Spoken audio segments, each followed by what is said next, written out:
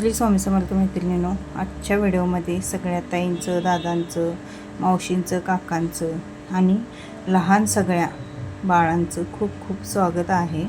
तर मैत्रिणींनो, चला आज आपण रेसिपी बघणार आहे रसगुल्ला. आणि पहिल्यांदा मी ठरवलं की रसगुल्ले बनवायचे आणि नंतर श्री म्हणाला की रसमलाईच बनवायची. तर दूध माझं खराब झालेलं, खराब म्हणजे सकाळी तापवलं नाही, त्यामुळे 1 लिटर दूध हे झालं, खराब झालं. मग मी काय केलं, त्यातला जो चांगला भाग आहे तो फडक्याने असं कापड घेतलं, जे आपलं इन्सुलिन जिथं मिळतं ते मी दाखवलेलं आहे बघा भरपूर व्हिडिओमध्ये. त्यामध्ये ते सगळं दूध ओतलं आणि व्यवस्थित ते गाळून घेतलं. यातलं पाणी मात्र सगळं व्यवस्थित काढून घ्यायचं, व्यवस्थित असं पिळून घ्यायचं आणि त्यानंतर 2-3 पाण्याने ते स्वच्छ धुवून घ्यायचं. कारण हे दूध कसं खराब झालेलं असतं, त्यामुळं त्याचा वास येऊ शकतो. त्यामुळे 2-3 वेळा आपण स्वच्छ पाणी घालायचं आणि व्यवस्थित ते धुवायचं, परत पिळायचं. अशा पद्धतीने 2-3 वेळा ही प्रोसेस करून, जेणेकरून त्यात जो नासलेलं जे दूध असतं त्याचा जो वास असतो तो निघून गेला पाहिजे. आणि एकदम असं करकुचून पिळायचं आहे. आणि त्यानंतर मग आपण हे सगळं पिळलेलं जे मिश्रण असतं, घट्ट घट्ट जो भाग राहिलेला असतो तो एका ताटामध्ये किंवा परातीमध्ये तुम्ही काढून घ्यायचा आहे. आता इथं मी एकदम साधी सिंपल अशी रेसिपी दाखवलेली आहे. खरं म्हणजे यामध्ये अरारोट किंवा मैदा असं काहीतरी घालावं लागतं, 1-2 चमचे. त्याशिवाय ते बाइंडिंग व्यवस्थित होत नाही, म्हणजे एकजीव व्यवस्थित होत नाही. गोळं ज्यावेळी आपण बनवतो तो गोळा एकसंध होत नाही बघा, म्हणून घालावं लागतं. तर माझ्याकडे काही तो अरारोट पण नव्हता, आमच्या इथं अरारोट शक्यतो मिळतच नाही आणि मैदा पण नव्हताच. मग आहे असंच काय केलं मी, व्यवस्थित ते जो आपला हात असतो बघा, हाताचा जो तळवा असतो तिथनं दाबून दाबून दाबून हे बघा अशा पद्धतीने दाबून दाबून व्यवस्थित ते मळून घ्यायचं आहे, जेणेकरून त्याला एक प्रकारची अशी चकाकी आली पाहिजे आणि एक गोळा बनला पाहिजे त्या ह्याचा सगळ्या मिश्रणाचा. इतपत म्हणजे जरा उशीर लागतो हे मळण्यासाठी, उशीरपर्यंत हे मळावं लागतं. कारण ते सगळं चिकटपणा त्याचा एकजीव व्हावा लागतो, चिकटपणा यावा लागतो. त्याशिवाय आपण जो गोळा बनवलेला आहे तो व्यवस्थित टिकणार नाही बघा. आता इथं तुम्ही खरोखर मी सांगेन की 1-2 चमचे मैदा घाला, कारण की गोळे अजिबात आपले फुटत नाहीत. मग ज्यावेळी आपण पाण्यामध्ये टाकतो त्यावेळी ते, म्हणजे पाकामध्ये टाकतो त्यावेळी ते फुटत नाहीत. आता इथं बघू शकता, अजिबात काहीही न घालतासुद्धा माझे गोळे व्यवस्थित झालेले आहेत. एक 10 ते 15 रसगुल्ले व्यवस्थित झालेले होते. श्रीमंत होता, मम्मी 1 लिटर दूध आणूया आणि करूया म्हणून. तसंच मी म्हटलं बाबा हाय होऊन दे व्यवस्थित, गप बस म्हटलं तिकडं.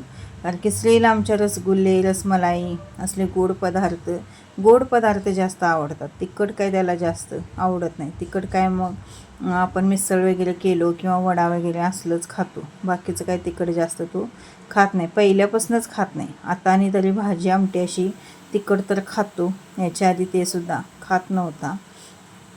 आणि व्यवस्थित गोळे असे आकार त्याचा द्यायचा, आकार व्यवस्थित येतोच बघा. आणि थोडंसं पाणी ठेवलेलं आहे मी इथं कढईमध्ये, त्यामध्ये थोडीशी साखर घालायची, कारण त्या गोळ्यात थोडासा गोडसरपणा यायला लागतो.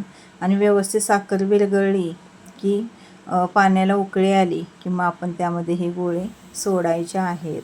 हे बघू शकता तुम्ही, अशा पद्धतीने गोळे सोडायचे. आता हे गोळे तुम्ही बघू शकता किती लहान दिसत आहेत तुम्हाला, पण ज्यावेळी ते व्यवस्थित शिजले जातात या पाकामध्ये त्यावेळी हे गोळे डबल होतात, लक्षात ठेवा. त्यामुळे बघा नंतर ना तुम्ही, एकदम असे मोठे टमटमीत ते फुगले जातात. मग त्यावेळी आपण समजायचं की बाबा आपले जे रसगुल्ले आहेत ते व्यवस्थित शिजलेले आहेत. आणि हे गोळे आता खाली बसलेले आहेत, नंतर ना आपोआप असे ज्यावेळी शिजतील त्यावेळी असे आपोआप तरंगायला वरती लागतात. आता याच्यावर आपण एक झाकण ठेवायचं आणि थोडा वेळ त्याला झाकून द्यायचं, झाकून शिजून द्यायचं, जेणेकरून काय होतं, व्यवस्थित ते फुलून असे वर येतात. एक 5 मिनिटांनी बघा तुम्ही, गोळे किती फुगलेले असतात हे बघा, डबल होतात आणि खूप छान पद्धतीने शिजतात. आता इथे एक गोळा माझा फुटलेला आहे. का फुटलेला आहे तर मी यामध्ये काहीही घातलेलं नाही, मैदा नाही किंवा अरारोट नाही, काही नाही. तुम्ही घातला तर तुमचे गोळे अजिबात फुटणार नाहीत आणि एकदम स्पंजीसुद्धा होणार. आणि त्यानंतर इथं मी दूध ठेवलेलं, अर्धा लिटर दूध होतं. अर्धा लिटर दुधामध्ये हे घातले, 5 खव्याच्या बर्फ्या घातल्या आणि व्यवस्थित ते उकळून दिलं. साखर थोडीशी घातली आणि थोडीशी कस्टर्ड पावडर जी असते बघा, ती सुद्धा गार दुधामध्ये मिक्स करून मी घातलेलं आहे. आणि हे पूर्ण सगळं आपल्याला आटवून घ्यायचं आहे. एकदम अशी रबडी आपल्याला बनवून घ्यायची आहे. याचा कलर खव्यासारखा पूर्ण आला की मग आपल्याला गॅस बंद करायचा आहे. हे बघा, कलर बघा किती छान आलेला आहे. आता यामध्ये आपण काय करायचं आहे तर ते गोळे घालायचे आहेत आणि फ्रीजला ठेवायचं आहे. हे आता हे गार झाले की मग आपल्याला त्यामध्ये गोळे घालायचे आणि फ्रीजरला आपण ठेवायचं. हे बघू शकता तुम्ही, मी फ्रीजरला ठेवलेले होते. आणि आता आम्ही संध्याकाळी जवळजवळ 10:30 वाजलेले आहेत. हे कामावर जाणार आहेत म्हणून मग मी सगळ्यांना ते देत आहे खायला, कारण हे सकाळपर्यंत काय राहत नव्हतं. आणि टेस्ट तर असली मस्त आलेली, काय विचारा नको. बाहेरसुद्धा तुम्हाला असं रसमलाई मिळणार नाही, अशा पद्धतीची रसमलाई झालेली होती. रसमलाई थोडीशी अजून पातळ पाहिजे होती, म्हणजे रबडी जी होती ती घट्ट ठेवली मी, त्यामुळे ते तसं दिसत आहे तुम्हाला. पण खायला एकच नंबर झालेले. नक्की करून बघा आणि रेसिपी कशी वाटली ते कमेंटद्वारे नक्की कळवा. चला, त्यानंतर हा व्हिडिओ दुसऱ्या दिवशी सकाळचा आहे. मी आता स्वयंपाक वगैरे बनवत आहे, कारण की श्रीचा डबा आहे. चपात्या करून घेतल्या सगळ्यात आधी आणि ते सगळ्या आता भरून ठेवते. थोड्याशा गार व्हायला वरती ठेवलेल्या, आता थोड्या गार झालेल्या आहेत. म्हटलं आता एका डब्यामध्ये सगळ्या भरून ठेवूया, कारण की लईच उशीर जर तुम्ही चपात्या पसरून ठेवला तर एकदम अशा कडक मग होतात, वाऱ्याने त्या अशा सोकल्यावानी होतात आणि ते मग तसल्या चपात्या खाऊ वाटत नाहीत. मऊसूत चपाती असली की म्हणजे खायला बरी वाटते. आणि डब्याला वगैरे जर चपाती कडक दिली तर मग सगळ्यांबरोबर खाताना ते कसं तर वाटतं. म्हणून मग सगळ्या चपात्या आता भरून ठेवते. अजून भाजी करायची आहे, फ्लॉवर इथं शिजवून घेतला आहे. जरासं दुर्लक्ष झालं आपलं की काय खरं नसतं. परवा दिवशी 1 लिटर दूध आणलेलं आणि काल सकाळी आम्हाला 12 वाजेपर्यंत 2-3 ब्लाउजं द्यायची होती, तर मी लवकर गेलेले सकाळी आणि गडबडीत काय झालं, कपडे धुतली, परत भांडे वगैरे सगळे आवरली, हे घर सगळं लोटून काढलं, रांगोळी काय काल केलं नाही मी, आणि गेले. चहा वगैरे झाला, नाश्ता झाला आणि गेले. आणि लक्षातच नाही की दूध तापवायचं. आणि नंतर मग आले मी किती 11-11:30 वाजता आले जेवण करायला, तर बघते तर दूध तापवलं तर दूध सगळं खराब झालं, ते म्हणजे फुटलं.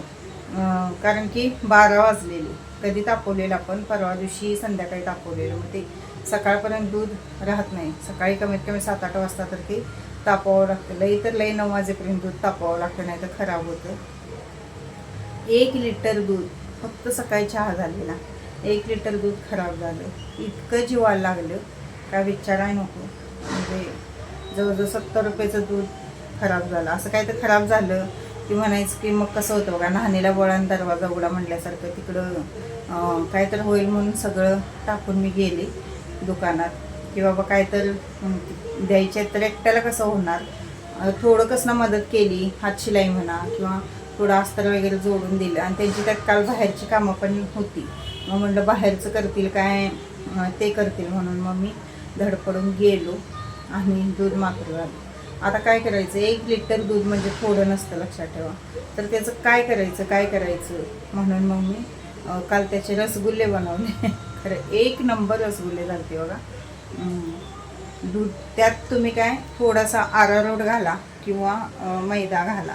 अरारोट काय आमच्या इथं शक्यतो मिळत नाही, मी काही नाही घातला. आणि मैदा पण नव्हता माझ्याकडे, कारण मैदा मी जास्त आणून ठेवत नाही. कसं होतं, मैद्याचा वापर शक्यतो मी कमीच करते, मैदा कमीच वापरा. पुऱ्या जरी केल्या असला तरी बघितला आजचीला तुम्ही, परवा मी पुरी भाजी केली ती, खरं गव्हाच्या पिठाच्याच पुऱ्या बनवलेल्या. मैद्याचा वापर मी शक्यतो कशात करत नाही.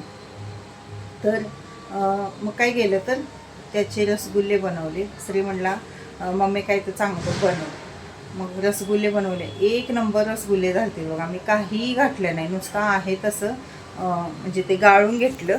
आणि जो आपला काय म्हणतो आपण पनीर असतं जे आपलं, ते हातानं चांगलं व्यवस्थित मळून घ्यायचं. खरं मळणं व्यवस्थित म्हणजे पाहिजे, त्याला एक अशी चकाकी आली पाहिजे इतकं मळायचं. आणि मळलं आणि त्याचे गोळे करून रसगुल्ले बनवले. मग ह्याला रसमलाई पाहिजे होती. पहिला म्हटलं रसगुल्लं बनव आणि नंतर म्हणाला रसमलाई बनव.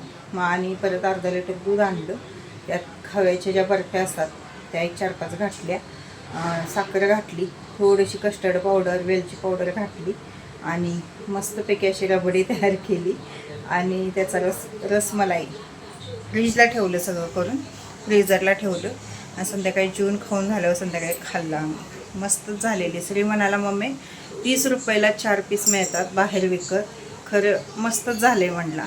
आणि टाकाऊपासून टिकाऊ बघा, म्हणजे ते खराब झालेलं दूध काय दही लावलं तरी दही पण एवढं व्यवस्थित लागत नाही त्याचं, आणि ते टाकूनच द्यावं लागलं असतं. त्याच्यापेक्षा खूप छान रेसिपी झाली, तुमच्यासोबत शेअर केलेली आहे मी. कशी वाटली, काय वाटली ते सुद्धा कमेंटद्वारे नक्की कळवा. चला, वाजलेले आहेत आता 10. माझं सगळं आवरलेलं आहे, सगळं किचन ओटा वगैरे क्लीन झाला आहे. डबा भरून घेणार आहे, कारण डबा घेऊन जाणार आहे, कारण यांनी नाईट करून आले त्यामुळे आता परत आणि येणार आणि मला परत सोडणार. कसं होतं, आत्ता न्यायला येणार परत आणि दुपारी जेवायला येणार आम्ही परत आणि मला सोडणार. त्याच्यापेक्षा म्हटलं माझं मी डबाचं घेऊन जाते, तिथं जेवते मी. चला, ब्लाऊज वेगळा आहे, साडी वेगळी आहे, असंच असतं माझं, वेगवेगळंच असतं, मॅचिंग काय नसतं. आम्ही स्वतः टेलर काम करून सुद्धा मॅचिंगचं काहीही मिळत नाही.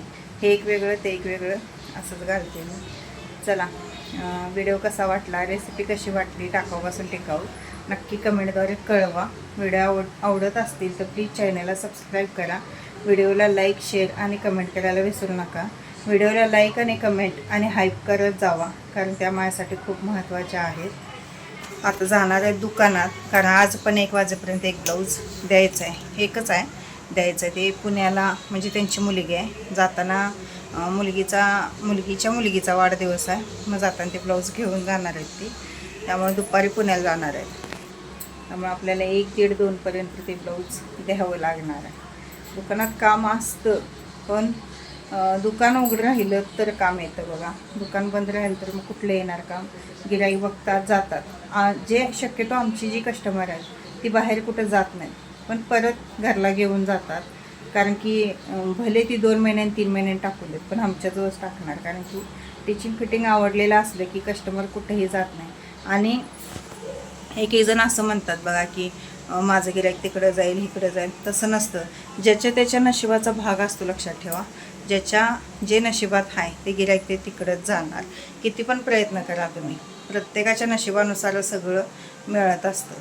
माझं गिऱ्हाईक माझ्याकडेच येणार, परत दुसऱ्या टेलरचं गिऱ्हाईक त्याच्याकडेच जाणार, कारण की जेवढं आपल्या म्हणजे नशिबात लिहिली असते तेवढीच गिऱ्हाईक होतात पण, आणि आपल्याला तेवढं काम मिळतं पण.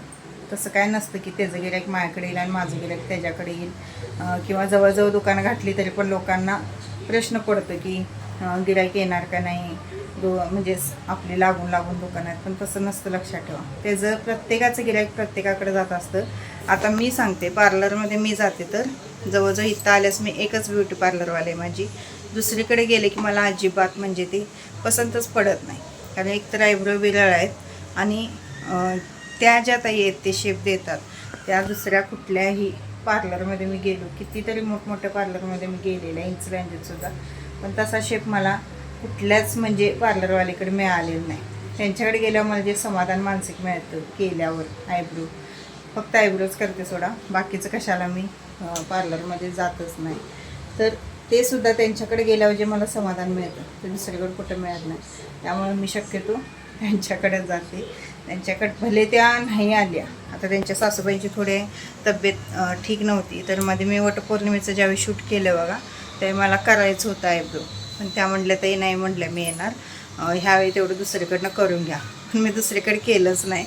मी म्हटलं राहून दे, तुम्ही आल्यावर फोन करा म्हटलं. मग माझं शूट वगैरे झाल्यावर वटपौर्णिमे दिवशी मी पूजा करायला गेल्यावर मला त्यांचा फोन आला, मी आलो आहे आणि या म्हणून.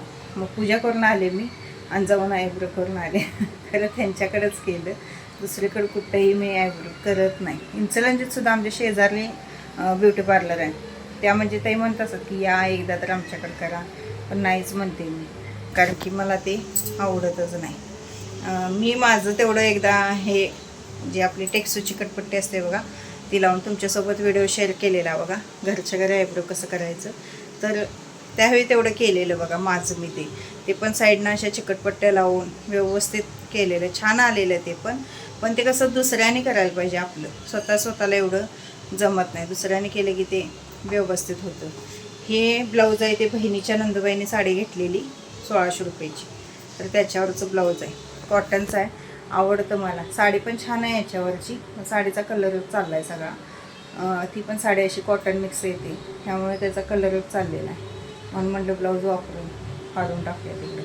आणि मला हे आवडतं पण ब्लाऊज, अशी कॉटनची ब्लाऊज घालायला बरं वाटतं. आज आमच्या इकडं सकाळपासून पाऊस आहे, असा काय मोठा नाही, आधीमध्ये असं मोठा येतो, पण असं चिप चिप चिप चिप पडायचं लागलं आहे. चला